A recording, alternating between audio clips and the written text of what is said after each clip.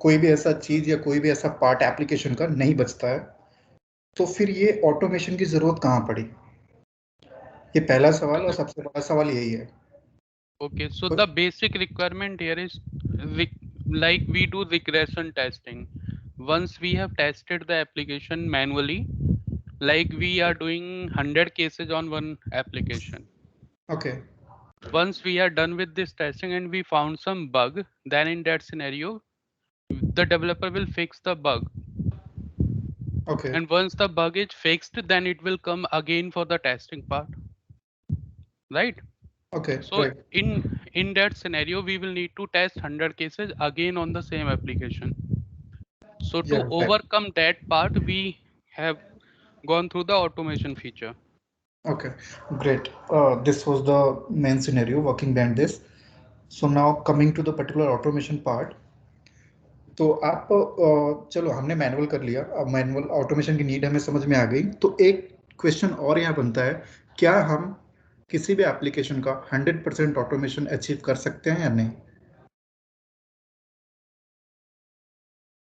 I don't think so we can achieve 100%. There might be something that will not be automated. हाँ right, बिल्कुल। तो यहाँ पे क्या चीज़ है कि automation plays a very important role, no doubt in that. But the thing is, like, we cannot achieve 100% automation for any application which has been developed, right? So now, Correct. yeah, so हम start करते हैं। Letter part में हम easily समझेंगे कि ऐसी क्या क्या चीज़ें हैं जिसमें हम नहीं कर पाते। मैक्सिममली अगर परसेंटेज वाइज देखा जाए तो मोर देन 95% हम अचीव कर सकते हैं ऑटोमेशन थ्रू, टेस्ट कर सकते हैं पर्टिकुलर एप्लीकेशन को। तो अब हमारे दिमाग में एक ख्याल आता है, ऑटोमेशन हमें करना है, ऑटोमेशन में हमें टूल्स की ज़रूरत पड़ेगी, टेक्नोलॉजीज़ की ज़रूरत पड़ेगी। तो वो कौन सा टूल है जिससे हम ऑटोमेशन स्टार्ट करते हैं? मैनुअल में तो हमें ऐसा किसी चीज़ की ज़रूरत नहीं है, हमें पर्टिकुलर टेस्ट केस लिखना होता है, स्टेप्स उसमें जो भी मेंशन होता है हमें एग्जीक्यूट करना होता है, एक्सेल शीट मेंटेन करनी होती है, उसमें कुछ कॉलम्स होते हैं, वो कॉलम्स मेंटेन करने होते हैं। तो सबसे पहला सवाल अब यहाँ पे ये उठता है कि ऑटोमेशन के लिए क्या क्या चीज़ें जरूरी होता है ऑटोमेशन स्टार्ट करने से पहले? Any idea? Like WebDriver, Selenium WebDriver, right and frameworks like it might be TestNG. Right okay, so let me start this. So the thing which is required to start the automation is first the tool, like Selenium WebDriver tool, and then onward, like, we have to pick a language there because we have to do the scripting part. Scripting means like we have to do the coding part to write the script, right? So for that we use different types of languages present there, so as we are aware of, so we have to choose any particular language to work on that. And now comes coming further onward, we have to pick a framework. As we know, like, Selenium supports multiple frameworks. So let me tell you from the start. तो सबसे पहले जरूरत पड़ती है हमें selenium web driver tool की, ठीक है, जो कि बहुत ही इंपॉर्टेंट रोल प्ले करता है ऑटोमेशन में। एंड अभी के समय में अगर देखा जाए तो 95% से ज़्यादा की कंपनीज में selenium web driver tool use करते हैं। इसका एक कारण ये है कि ये फ्री अवेलेबल है, ऑनलाइन ईजिली अवेलेबल है, कोई भी एक्सेस कर सकता है, इसमें न कोई लाइसेंस की ज़रूरत नहीं है, कोई एक्स्ट्रा चार्ज नहीं है, कुछ भी नहीं है, ठीक है। और इसके एडवांटेजेस बहुत सारे हैं। एडवांटेजेस में ये है कि हम बहुत सारा लैंग्वेज यूज़ कर सकते हैं। लैंग्वेज की यहाँ पे क्यों ज़रूरत पड़ती है? क्योंकि हमें स्क्रिप्ट लिखना पड़ता है, ठीक है। स्क्रिप्ट मतलब हमें कोडिंग करनी पड़ती है। कोडिंग वैसे बहुत हाई लेवल की नहीं, पर इंटरमीडिएट लेवल जितना कि हमने जावा कवर किया है तो वो मोर देन एनफ है। और सर प्लस, हाँ हेलो हाँ सर, हाँ, सॉरी फॉर इंटरप्ट। मैं ये कह रहा था, अभी आपने स्क्रीन शेयर कर रखी है क्या? मेरे को दिख नहीं रहा था। नहीं नहीं, अभी हम जस्ट वर्बली डिस्कस कर रहे हैं, जैसे कि ठीक ओवर है। में मिल जाए कि पर्टिकुलर ये ऑटोमेशन है क्या, हमें क्या क्या चाहिए, हम कैसे स्टार्ट कर सकते हैं, राइट? Okay, thank you. हाँ, तो अभी तक चीजें क्लियर हो रही हैं? Yes sir, yes yes sir. हाँ, ठीक है। अपना हैंड रेज कर दिया करो, जैसे कुछ क्वेश्चन हो या फिर कुछ डाउट हो या फिर चीजें क्लियर हो रही हो। अगर मैं पूछूं तो थम्स अप कर दो, क्वेश्चन या डाउट हो तो हैंड रेज कर देना। चलो फिर आते हैं, अब क्या होता है कि सेलेनियम एक टूल है, हमने देख लिया। प्लस हमें लैंग्वेज समझ में आ गया। लैंग्वेज कौन कौन से हैं हम जानते हैं, जावा पढ़ा हुआ है, पाइथन है, डॉटनेट है और रूबी है, बहुत सारे हैं। कोई भी लैंग्वेज आप स्टार्ट कर सकते हो as per the organization need, organization क्या फॉलो कर रहा है उस हिसाब से। अब आता है फ्रेमवर्क। फ्रेमवर्क भी कई तरह के हैं, टेस्टनजी फ्रेमवर्क है, बीडीडी कुकुम्बर फ्रेमवर्क है, एंड ये तो फ्रेमवर्क हो गया। और कुछ अप्रोचेस भी हैं। अप्रोचेस मतलब जैसे कि हमें ऑटोमेशन स्क्रिप्ट लिखना है, टेस्ट स्क्रिप्ट लिखना है, ऑटोमेशन टेस्टिंग करनी है, तो उसके लिए हमें क्या करना होता है कि डेटा को एक्सेस करना पड़ता है। डेटा मतलब हमें कहीं एक्सेल फाइल में डेटा रखनी होती है, फिर वहां से उसे हमें एक्सेस करना होता है। तो उस वे या उस मेथड या उस अप्रोच को डेटा ड्रिवन अप्रोच बोलते हैं। और अभी आगे पढ़ेंगे हम प्रॉपर्टी फाइल से भी डेटा पढ़ना। दो तरह के हमें पास फोल्डर या फाइल होती है, एक एक्सेल शीट, एक प्रॉपर्टी फाइल। तो हमें उसमें उस हिसाब से डेटा रख के उसे एक्सेस करना होता है। तो जब हम एक्सेल शीट से फाइल रीड करेंगे तो वो हमें कहलाता है डेटा ड्रिवन अप्रोच। अब जब हम प्रॉपर्टी फाइल से डेटा रीड करेंगे तो की ड्रिवन अप्रोच कहलाता है। ये कुछ बेसिक पॉइंट्स हैं जो अभी मैं डिस्कस कर रहा हूँ। अब आते हैं फिर सेलेनियम पे। तो सेलेनियम क्या है? एक टूल है जैसा कि हमने देख लिया। अब इसके क्या है ना, कंपोनेंट्स सेलेनियम के, मतलब अभी जो सेलेनियम वेब ड्राइवर टूल है ये लेटेस्ट में चल रहा है, लेकिन ये स्टार्ट नहीं है। मतलब कि सेलेनियम वेब ड्राइवर इसी से स्टार्ट नहीं हुआ, इसके पहले बहुत सारी चीजें चल चुकी हैं। अब ये लेटेस्ट या फिर मॉडर्नाइज्ड टूल यूज हो रहा है। तो स्टार्ट कहाँ से हुआ था? सेलेनियम आईडीई से, फिर आया सेलेनियम आरसी, फिर आया सेलेनियम ग्रिड, फिर आया सेलेनियम वेब ड्राइवर टूल। तो अगर आपका पूछा जाए आपसे सेलेनियम के कंपोनेंट्स क्या क्या हैं, तो 4 कंपोनेंट हम बताएंगे। There are 4 components of the selenium, starting with selenium IDE, selenium RC, selenium grid, and then come selenium web driver tool.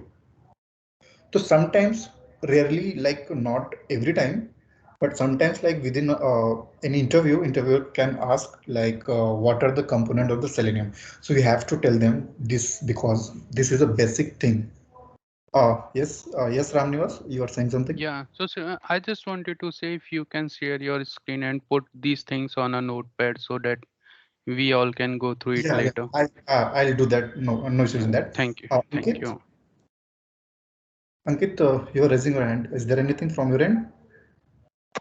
Hello. हाँ, Ankit, बताओ. Sir, I was saying same thing that Ram sir has told you. Okay.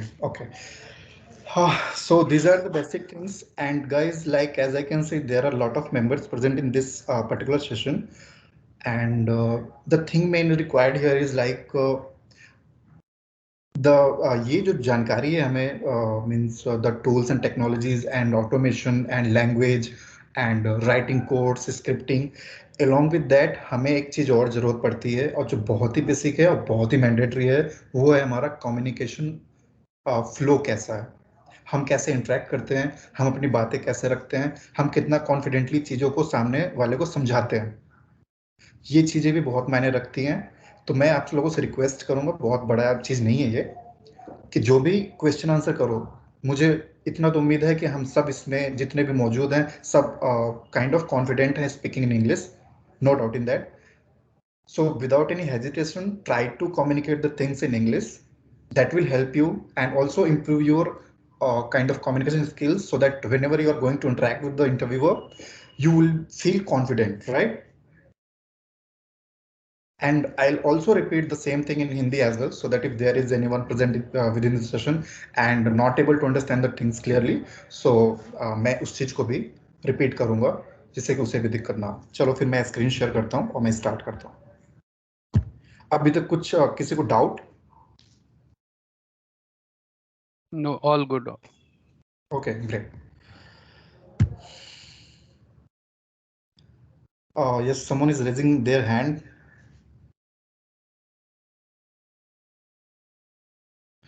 I can't read your name actually. I think you have joined as a guest. So is there anything you need to ask? Shivani has just raised her hand. Okay, so is there anything she need to ask? No, sir. Sorry, वो by chance.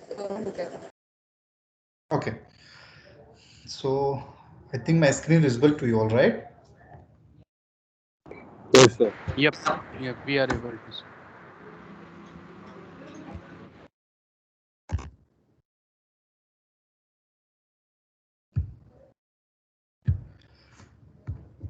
Let me minimize this. Okay. So start करते हैं यहाँ से selenium. Size is too large. Now fine. So selenium के बारे में अभी तक मैंने जो बताया, क्या कोई रिपीट करना चाहेगा? Is there anyone who want to tell about the selenium, whatever the things which I just told to you all? So I will try my Yeah, sure. best, No, whatever I understood. Yeah, sure. You can Thank do. you. So far I have understood, like we have 4 components of Selenium.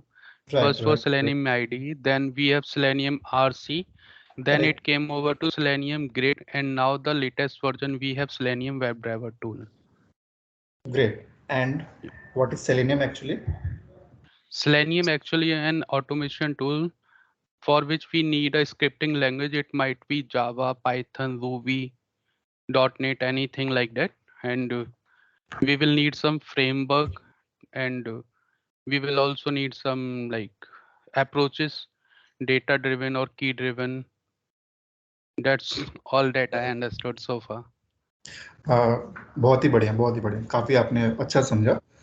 तो अब start करते हैं about selenium.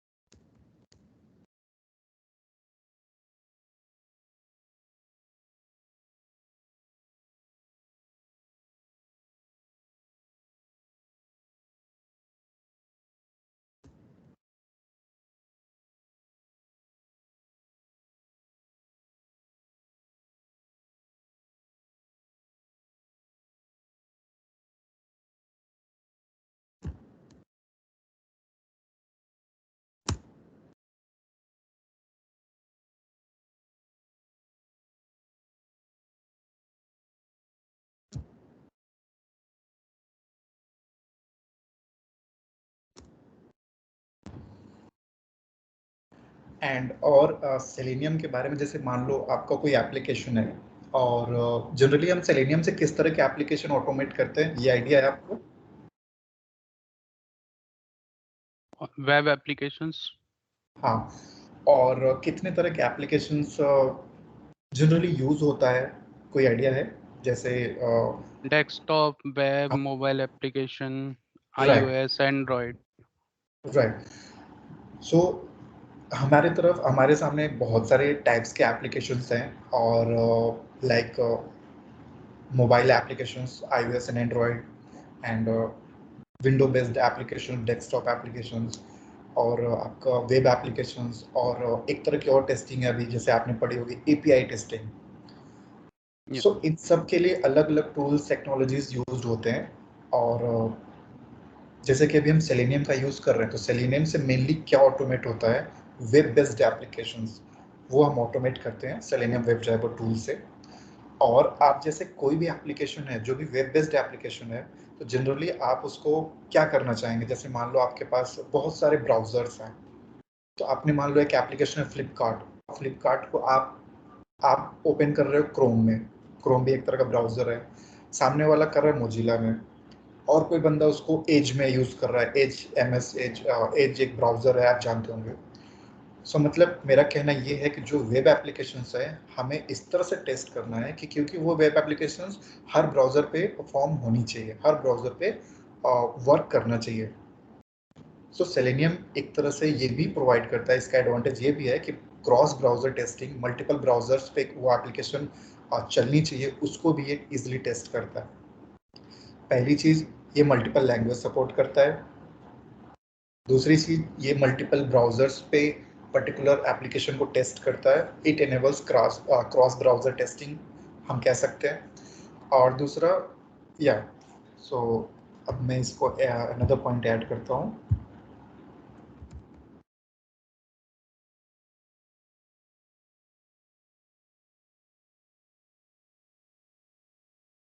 Browser testing तो manual में आपने पढ़ी होगी।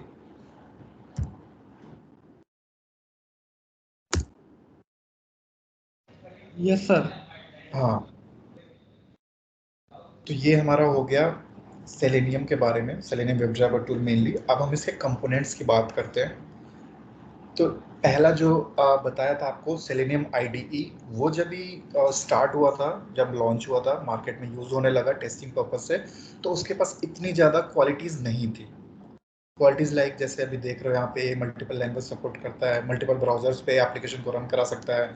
तो उस समय जो एप्लीकेशन थी सेलेनियम ग्रिड, मैं यहाँ पे नोट कर देता हूँ।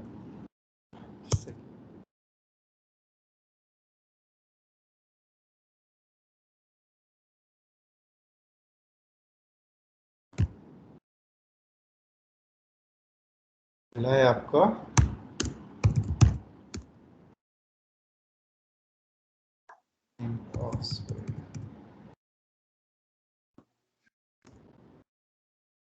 DE, सेकेंड आता है आपका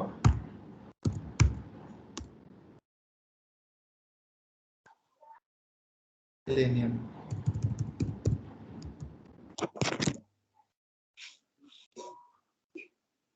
थर्ड है आपका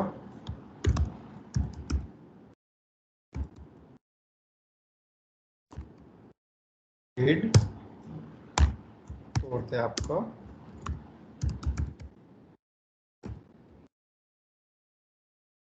वेब ड्राइवर। बस इसके बारे में डिस्कस कर लेते हैं। Selenium IDE। Sir, I have a question. Yeah, please ask. So please explain the term cross-browsing testing at once. Sure. So like cross browser testing, cross browser means like on a different browsers, as I told that there are multiple browsers present as like we are using in our phone, in our app, laptops, in our desktop kind of.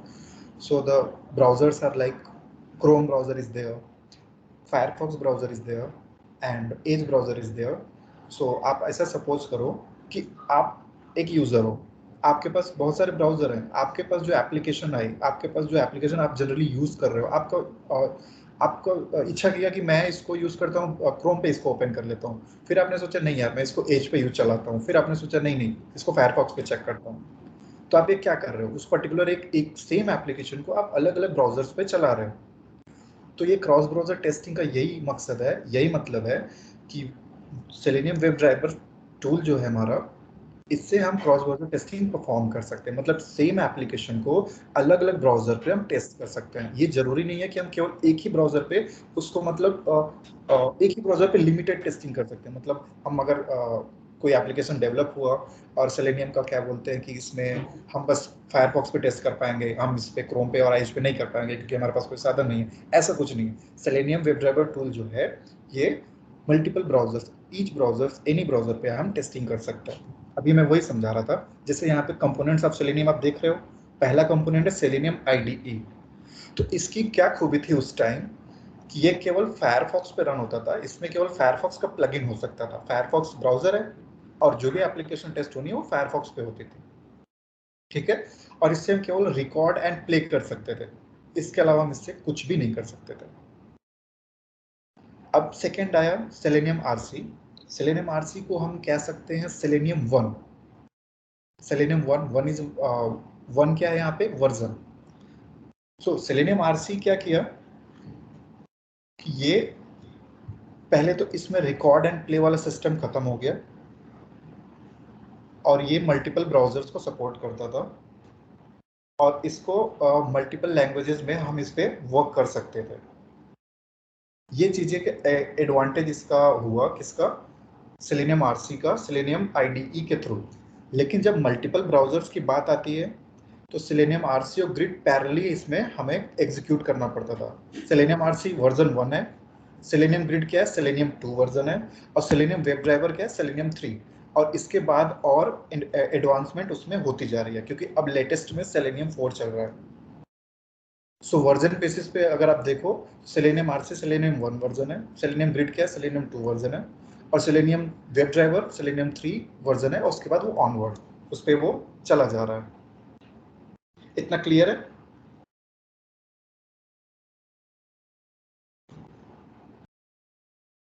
किसी को कोई doubt है अभी तक? Yes sir, मेरा एक question था, जो आपने फ्रेमवर्क बताए थे, हाँ हाँ, तो फ्रेमवर्क क्या होते हैं सर ये सेलेनियम में? वो भी आपको आगे जाके चीजें बहुत अच्छे से क्लियर होंगी, लेकिन अभी के लिए ना इन सब चीजों पे ध्यान दो। वो आगे की चीजें हैं, आगे की चीजें इसलिए हैं क्योंकि अगर अभी उसको डिस्कस करेंगे तो वो कंफ्यूजन क्रिएट कर देगा।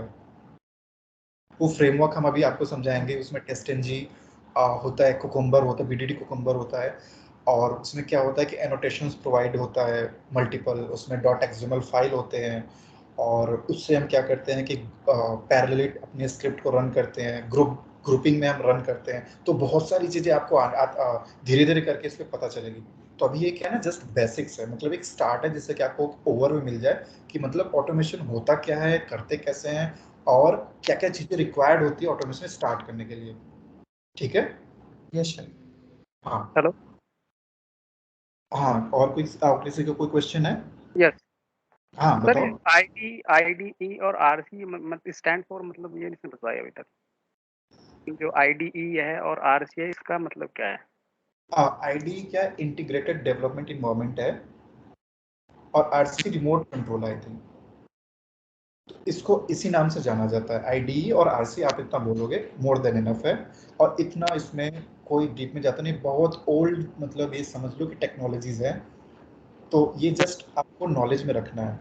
हम अभी जो सेलेनियम वेब ड्राइवर पढ़ेंगे तो उसमें जितनी भी लेटेस्ट चीज़ें चल रही हैं वो सारी आपको इसमें कवर अप हो जाएंगी, और वो आपका मोर देन इनफ होगा। ठीक है? अब आते हैं ग्रिड पे। सर, सेलेनियम, हाँ बताओ। जैसा कि आपने कहा कि सेलेनियम आरसी हम यूज करते हैं, तो उसके साथ ग्रिड को भी यूज करना होता है। हाँ, उसमें क्या है कि जैसे ग्रिड क्या होता है ना, ग्रिड का मतलब है जैसे पैरेलल एग्जीक्यूशन। जो क्रॉस ब्राउजर टेस्टिंग की मैंने बात बताई ना, वो ग्रिड से ही पॉसिबल हो पाया है। ठीक है? हाँ, तो अब आते हैं, एक ग्रिड हो गया, पैरेलल एग्जीक्यूशन, और उसके बाद हम आते हैं सेलेनियम वेब ड्राइवर टूल पे। उसका हमने आपको ओवरव्यू ऊपर दे दिया है, जो कि काफ़ी है, उससे आपको बहुत आइडिया लगेगा। अब आते हैं कि इसके बाद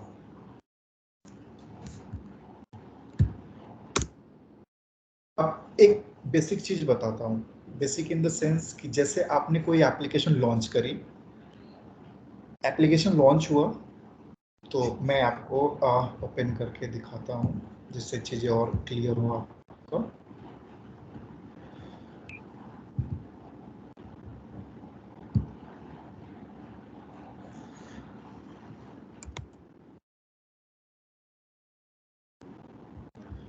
चलो, जैसे हमने ये एप्लीकेशन लॉन्च करा, कैसे लॉन्च किया, मैंने जस्ट उसका यूआरएल यहाँ टाइप किया और इंटर मारा, ये लॉन्च हो गया। अब यहाँ पे क्या देख रहे हो आप, क्या क्या चीज़ें आपको ऑब्जर्व हो रही है?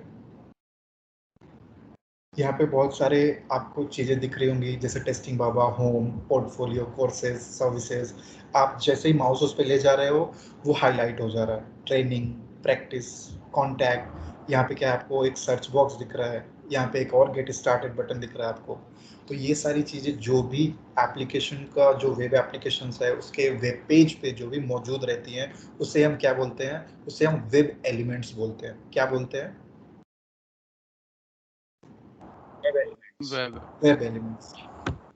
अब इसे हमें ध्यान में रखना है, और हम टेस्टिंग जैसे परफॉर्म करते हैं तो क्या करते हैं, हम कुछ एक्शन परफॉर्म करते हैं। एक्शन मतलब जैसे मान लो हमें ये चेक करना है कोर्स का, तो कोर्स पे मैनुअली तुम क्या सोच सकते हो कि मैं यहाँ पे क्या करूँगा, जाके इस पर मैंने माउस ओवर किया, क्लिक किया, तो ये पॉपअप ओपन हुआ, मैंने इसे क्लोज करना है, तो मुझे ये एक्सपेक्ट करना है कि ये पेज ओपन हो जाना चाहिए।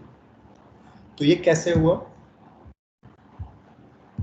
ये आपको ये दिखा वेब एलिमेंट, क्या, कोर्स का। तो हमने इस पर क्या किया, क्लिक किया, हमने मैनुअली कर लिया, लेकिन हमें मैनुअली नहीं करना है, हमें ऑटोमेशन से करना है। तो ऑटोमेशन से हमें ऐसा काम करना है, ऐसा कुछ क्रिएट करना है जैसे कि ये अपने आप ही, मुझे कुछ नहीं करना पड़ेगा, ये ब्राउजर अपने आप लॉन्च हो जाएगा, ये अपने आप आके यहाँ पे क्लिक कर देगा, और तुम्हें बस इसको ऑब्जर्व करना है। तो वो सब एक्शन परफॉर्म करने के लिए सबसे पहले क्या जरूरी होता है, जो भी वेब एलिमेंट्स है प्रेजेंट इस वेब पेज पे, उसे हमें लोकेट करना होता है। लोकेट करने का मतलब हमें उसका एक तरह से हिंदी सरल भाषा में समझना चाहें तो उसका हमें एड्रेस कैप्चर करना है, मतलब उसका हमें पता निकालना है, जिससे कि जो सेलेनियम वेब ड्राइवर है वो जाके इजीली इंटरेक्ट कर सके। मैनुअली हमें कुछ भी नहीं करना। तो उसी चीज के लिए, मतलब ये जो वेब एलिमेंट्स आपको बहुत सारे दिख रहे हैं, उसको लोकेट करने के लिए हमारे पास लोकेटर्स अवेलेबल हैं सेलेनियम में। उन लोकेटर्स की मदद से हम जितने भी वेब एलिमेंट आप इस पेज पे देख रहे हैं, जो भी एक्शनेबल है, जिसपे हम कोई एक्शन परफॉर्म कर सकते हैं या फिर कोई टास्क कर सकते हैं, उसे हमें लोकेट करना पड़ता है। और वो हम लोकेट कैसे करते हैं? लोकेटर्स के थ्रू। लोकेटर्स के बारे में मैं थोड़ा सा इसमें आपको नोट करवा देता हूँ।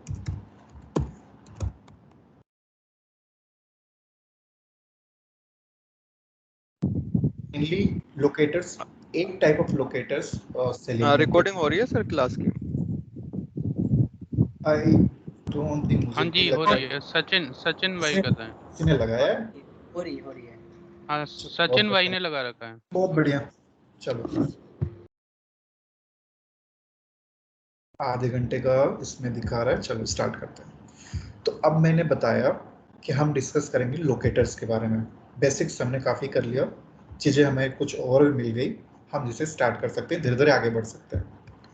अब मैंने बोला कि यहाँ पे जो आप होम पेज दिख रहा है या फिर जो भी पेज है, यहाँ पे जो कुछ भी आप एक्स्ट्रा देख रहे हैं, लाइक होम है लिखा, पोर्टफोलियो है और अदर चीज़ें अवेलेबल हैं, वो सब एक तरह की वेब एलिमेंट है, उसे हम वेब एलिमेंट बोलते हैं। और हमें उस पर कोई भी एक्शन परफॉर्म करने के लिए सबसे पहले क्या काम करना है? उसे लोकेट करना है।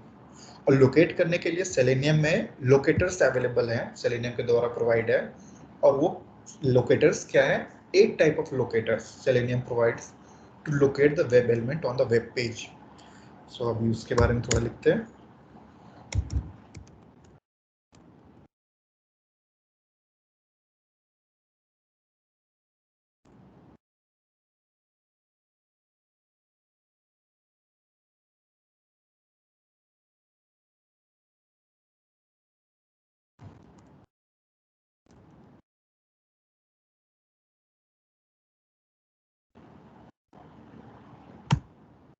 चलो, 8 टाइप ऑफ लोकेटर्स है, अब हम उसे नोट करते हैं वो कौन कौन से हैं।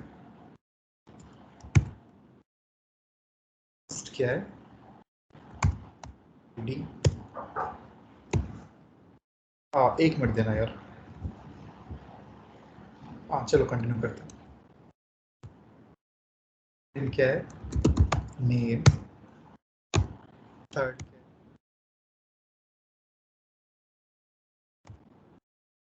Tag name. फोर्थ क्या है?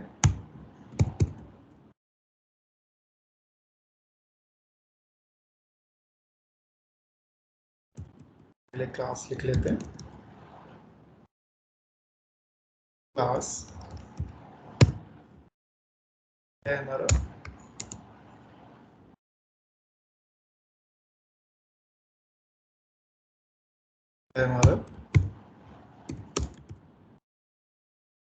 Partial link text. सेवेंथ है CSS सेलेक्टर। एट्थ है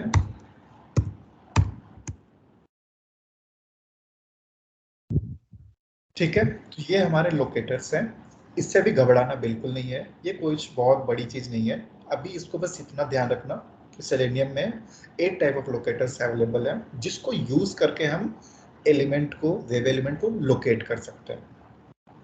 ये सिक्वेंसली याद रखने की जरूरत नहीं है, बट इनका नाम याद रखना, क्योंकि कभी कभी इंटरव्यू में डायरेक्टली ये भी पूछ लेते हैं कि लोकेटर्स क्या होते हैं और कितने टाइप ऑफ लोकेटर्स हैं आपके सेलेनियम में, वो हमें बताएं।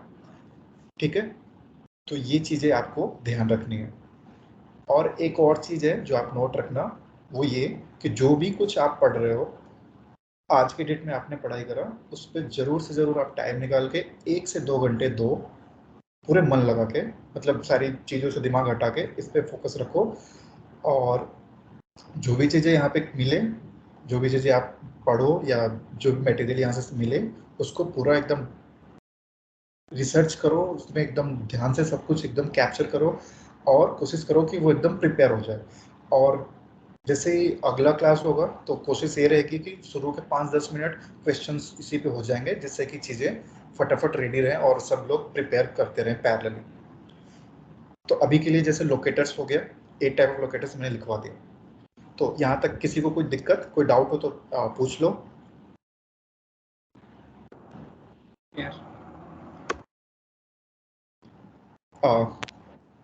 चीजें ये clear? Selenium web driver download करना है ना सब? हाँ वो सब होगा।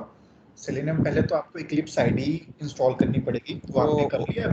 Yes sir. हाँ, तो उसके बाद क्या है ना कि इसकी जार फाइल है, वो मैं आपको प्रोवाइड कर दूंगा। वो भी हो उसे- गया। बहुत बढ़िया। तो अब सेलेनियम हो गया आपका, फिर आप टेस्टएनजी डाउनलोड कर लो, इंस्टॉल कर लो इक्लिप्स मार्केट प्लेस में जाके डायरेक्टली। वो कर लिया आपने? नहीं, अभी सिर्फ जार फाइल तक ही हुआ था, बाकी का आप करवा दीजिए अभी। अभी थोड़ा सा एडवांस हो जाएगा, अभी रहने दो, अभी पहले बेसिक्स कर लो। और 2-3 दिन हम ऐसा करेंगे कि इसको चलाएंगे और 1 पेज कोडिंग करेंगे, जिसमें कि अभी मुझे टेस्टएनजी की जरूरत नहीं पड़ेगी, जिससे तुम लोग का हाथ थोड़ा सा खुल जाए, लोकेटर्स के बारे में जान जाओ।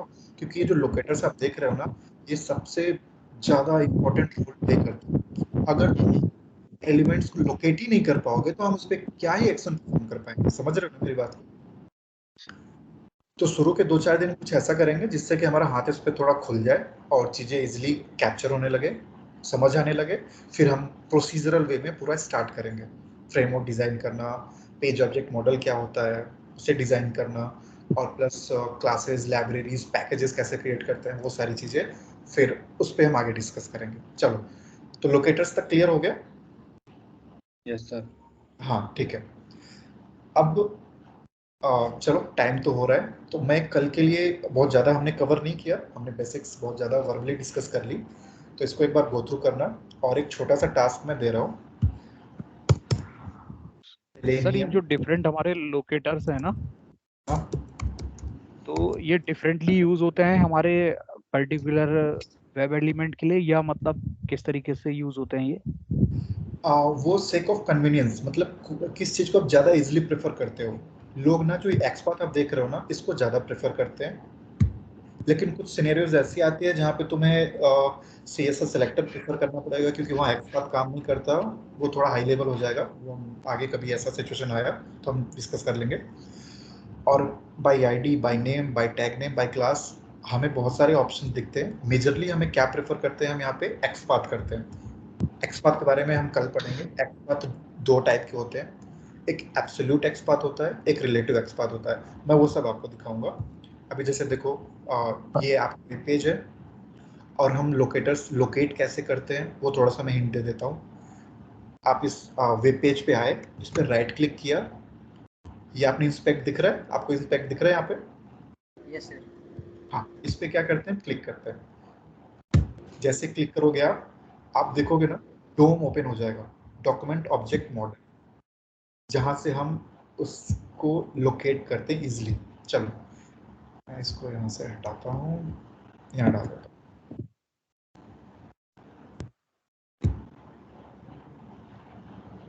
ये कुछ मैं इसको नीचे स्लाइड कर लेता हूँ, यहाँ से हटा के। ये पूरा डिस्प्ले नहीं हो रहा है एप्लीकेशन।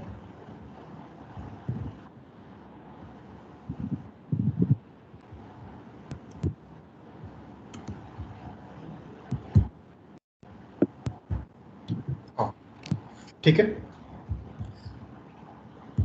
सर तो ये अब एक्सपाथ, हाँ बताओ। हाँ सर ये एक्सपाथ एक्सेसिबिलिटी का पार्ट होता है ना ये? समझ, हाँ एक मिनट अंकित, समझ ये जो डोम दिख नहीं रहा है, थोड़ा सा डोम को स्क्रॉल करके ऊपर कर लो। हाँ हाँ वही सोच रहा ये हूँ, वही ऊपर सोच कर लो। हाँ हाँ बस अब दिखा दो इनको, और ये यहाँ से कट कर दो नीचे से, ये नीचे आ रहा है ना, नहीं नहीं इधर इधर लास्ट कॉर्नर में, हाँ। राइट, हाँ ये कट कर दो, बस बस ठीक है, ओके।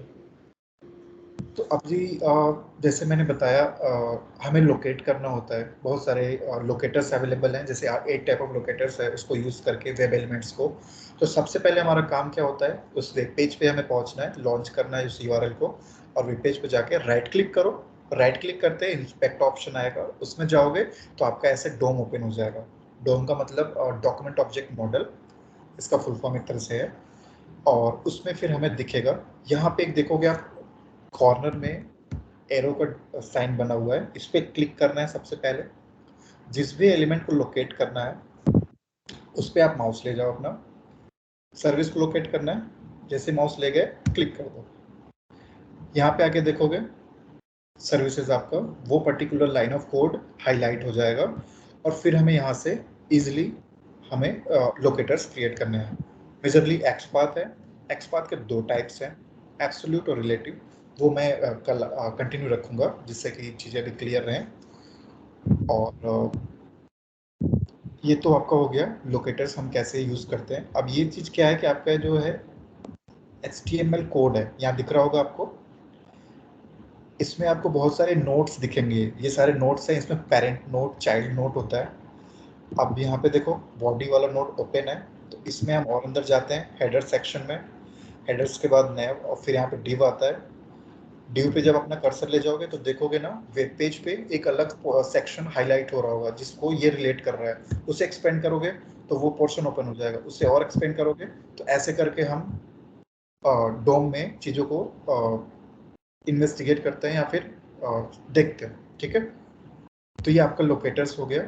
अभी बेसिकली आप इसे ध्यान रखना, एक्सपाथ हम कल कंटिन्यू रखेंगे तो उसमें और थोड़ा ब्रॉड वे में जाके देखेंगे कि एब्सोल्यूट कैसे क्रिएट करते हैं, रिलेटिव कैसे क्रिएट करते हैं। और यहाँ तक चीज़ें क्लियर हुई आप लोग को? Yes sir. ओके, हाँ भाई हो गई। चलो बढ़िया। यस एक थोड़ा सा सर ये एक्सपाथ होता है, सर ये एक्सपाथ एक्सेसिबिलिटी का पार्ट होता है ना? एक्सेसिबिलिटी? Yes sir. मैं समझ नहीं पा रहा हूँ एक्चुअली, एक्सेसिबिलिटी कह रहे हो accessibility? XSLT, extensible style sheet language transformation. नहीं, ये उसका पार्ट नहीं है, ये डोम है। डोम से एक्सपाथ बनाया जाता है और ये एक लोकेटर है। ये समझो अभी जैसे समर ने बताया कि अपने 8 लोकेटर हैं, आईडी, नेम, टैग नेम, ये सब क्या लोकेटर्स हैं। इनका क्या काम होता है कि नेविगेट करने के लिए यूज होते हैं, तो दैट इज अ लोकेटर। ये कोई उसका पार्ट नहीं है जो आप समझ रहे हो, ठीक है ना? ये सिर्फ इनके नेम दिए जा रहे हैं, लोकेटर्स हैं ये, ठीक है? Okay sir. चलो तो आगे कंटिन्यू करते हैं। तो अभी क्लास हम रोकता हूँ यहीं पे, टाइम हो गया है। और कल के लिए एक छोटा सा टास्क है, सेलेनियम आर्किटेक्चर, वो तुम लोग पढ़ के आना। वो भी क्वेश्चंस कभी कभी इंटरव्यू पूछ लेता है सेलेनियम आर्किटेक्चर के बारे में, तो हमें उसको भी एक ओवरव्यू हमें रखना है कि ये वर्क कैसे करता है, कनेक्शन कैसे बनाता है, ये सारी चीज़ें। बहुत छोटा टॉपिक है, इजीली समझ जाओगे। और फिर बाकी चीज़ें कल कंटिन्यू करते हैं, ठीक है? Okay sir. चलो बढ़िया। किसी को कोई क्वेश्चन हो तो पूछ लो।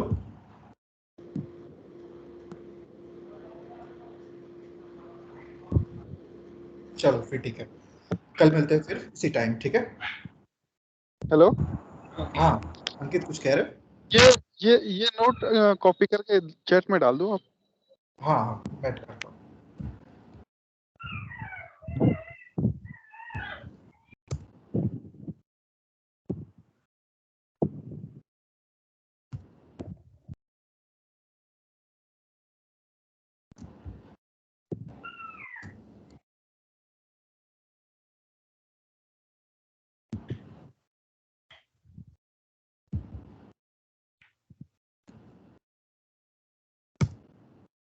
ठीक है, हो गया। चलो फिर कल मिलते हैं फिर इसी टाइम, ठीक है? Okay, thank you. चलो ओके सर। Okay okay.